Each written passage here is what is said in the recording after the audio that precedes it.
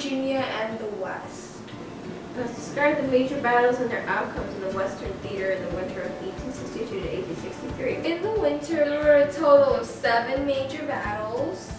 7. They were the Battle of Hartsville, Battle of Jackson, Tennessee, Battle of Chickasaw Bayou, Battle of Stones River, Battle of Parks Crossroads, Battle of Arkansas Post, and the Battle of Dover. What is the Battle of Hartsville about? Well, it took place in Trousdale County, Tennessee. To be more specific, it was located north of Murfreesboro. It lasted for 1 day. It happened December 7, 1862. There were a total of 2,235 casualties. Most of them were the Union. On the morning of December 7th, the pickets sounded the alarm and held rebels until the brigade was in battle line. And it was preliminary to the Confederate cavalry raids by Forrest into West Tennessee. Who won? Ooh, the Confederates won. The next battle, the Battle of Jackson, Tennessee, there were only 6 casualties, all Union, compared to the 2,235 in the Battle of Hartsville, even though both battles were 1 day long. So the Battle of Jackson, Tennessee was located in Madison County, Tennessee.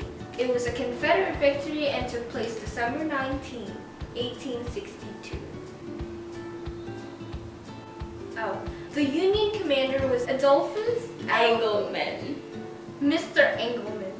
Then what happened during that battle? Sullivan ordered Engelman to take a small force northeast of Jackson and at Old Cemetery, acting on the defense. Engelman's 2 regiments repulsed a Confederate mounted attack and then withdrew a mile closer to town. The fight amounted to no more than a feint and show of force intended to hold Jackson's Union defenders in place. The third battle was the Battle of Chickasaw Bayou. How do you pronounce Chickasaw Bayou? Sorry, I can't do that. Chickasaw Bayou. Chickasaw Fish. Bayou. Oh my god, look what Siri did. Okay, I found this on the web for New Orleans Chickasaw Bayou. I love it, Bayou. Battle of Chickasaw Bayou is the third major battle. It occurred in December 26, 1862, and was another Confederate victory. Whoa, surprising. They kicked some serious butt. It's also called the Battle of Walnut Hills. The Union commander for this battle was William Sherman. Yeah, General William Sherman. William Sherman disembarked at Johnson's plantation on the Yazoo River to approach the Vicksburg defenses from the northeast, while the force landed further upstream, and the Federals pushed their lines forward through the swamps toward Walnut Hills, which was strongly defended. On the 28th of December, several attempts were made to get around these defenses, and Sherman ordered a frontal assault which was repulsed with heavy casualties. A total of 1,776 Union casualties and 187 Confederate casualties. The Confederate victory frustrated Grant's attempt to take Vicksburg by direct approach. The the Battle of Stones River, which took place in Rutherford County, Tennessee.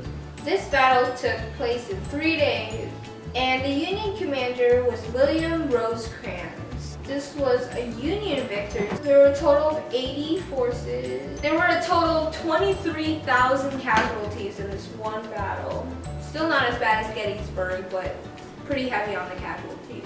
When the Confederates drove the Union line back to the National Pike, Union reinforcements arrived. The Confederates had been thrown back in the west in the Trans-Mississippi. Okay. The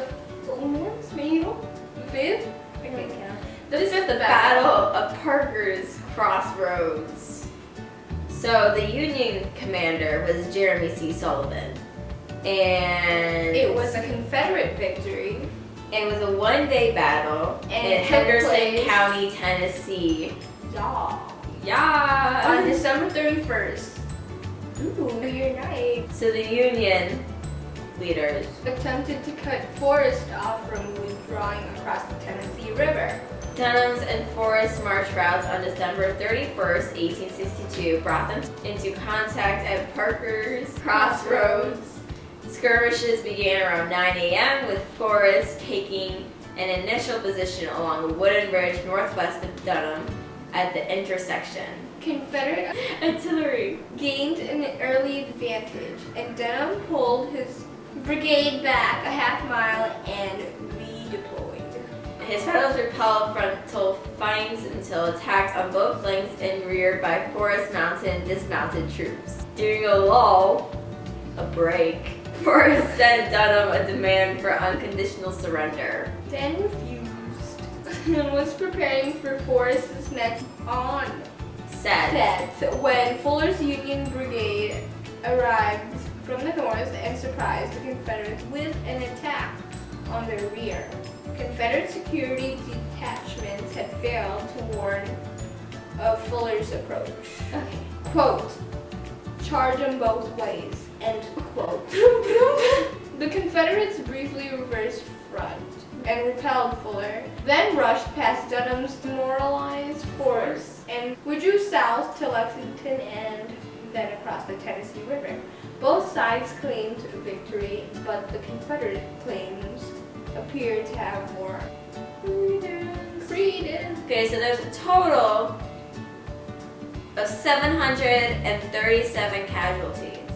200 of them were Union. the Union. The sixth battle, Battle of Arkansas Post. Or Battle of Fort Hinsman. It is a 3-day battle that went from January 9th to January 11th in Arkansas County, Arkansas. And it was a Union victory! The Union commander was David Dixon Porter. Okay, there were a total of 6,096 casualties, most of them Confederates, 5,000 to be exact. Union boats began landing troops near Arkansas Post in the evening of January 9th, 1863. The troops started upriver towards Fort Hinsman, and Major William T. Sherman Corps overran rebel trenches, and the enemy retreated to the protection of the fort and adjacent rifle pits. David Porter on the 10th moved his fleets towards Fort Hinsman and bombarded it, withdrawing at dusk. Union artillery fired on the fort from artillery positions across the river on the 11th, and the infantry moved into position for an attack. As a result of this envelopment and the attack by McClernand's troops, the Confederate command surrendered in the afternoon. Although Union losses were high and the victory did not contribute to the capture of Vicksburg, it did eliminate one more impediment to Union shipping on the Mississippi. It was a Union victory. The last battle is the Battle of Dover. It was one day, It occurred in Stewart County, Tennessee, February 3rd, 1863. and it was a Union victory. Woo! The Union commander, Abner C. Harding.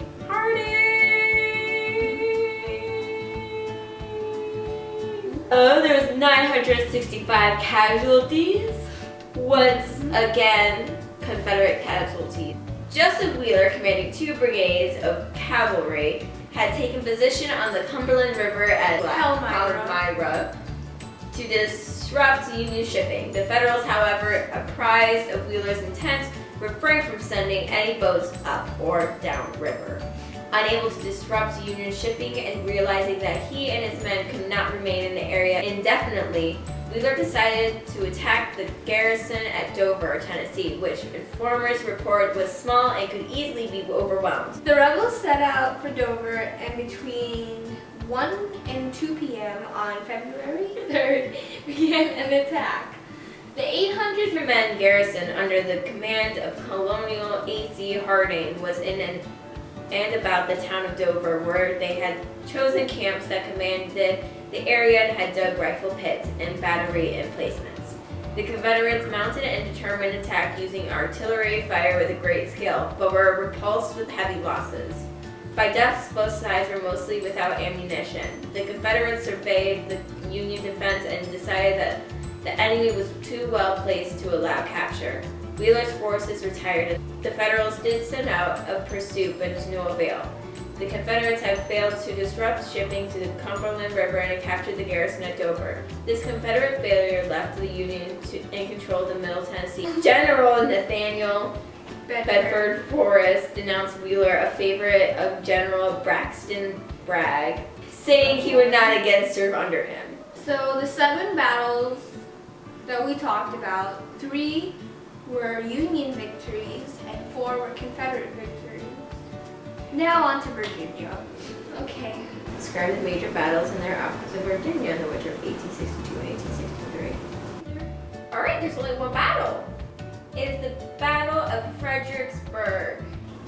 It took place in Spotsylvania County, Virginia. Oh, it was a 5-day battle. What? How is that possible? 5 days. The 11th, 12th, 13th, 14th. Ah, the 15th. It was a 5-day battle between December 11th and December 15th. It was also called the Battle of Marye's Heights. It was a Confederate victory with a total of 17,900 casualties. 2,000. Maybe people aren't going to make it to Christmas. 12,600 of them were Union casualties, and 5,300 were Confederates, with a total of 100,007 Confederate forces fighting in this battle. The Union commander was Ambrose Burnside, and on November 14th, Burnside commanded the Army of Potomac and sent corps to occupy the vicinity of Falmouth near Fredericksburg. The rest of the army soon followed. Lee reacted by entrenching his army on the heights behind the town. On December 11, Union engineers laid 5 pontoon bridges across the Rappahannock under fire. On the 12th, the Federal Army crossed over, and on December 13th, Burnside mounted a series of futile frontal attacks on Prospect Hill and Marye's Heights that resulted in staggering casualties. Meade's division on the Union left flank briefly penetrated Jackson's line but was driven back by a counterattack. Union Generals C. Fergus Jackson and George Bayard and Confederate Generals Thomas R. Cobb and Maxcy Gregg were killed. On December 15th, Burnside called off the offensive and recrossed the river, ending the campaign. Burnside initiated a new offensive on January 1863, which quickly bogged down in the winter mud. The abortive Mud March and other failures led to Burnside's replacement by Major General Joseph Hooker in January 1863. Everything for these videos that we are using is from primethedata.com.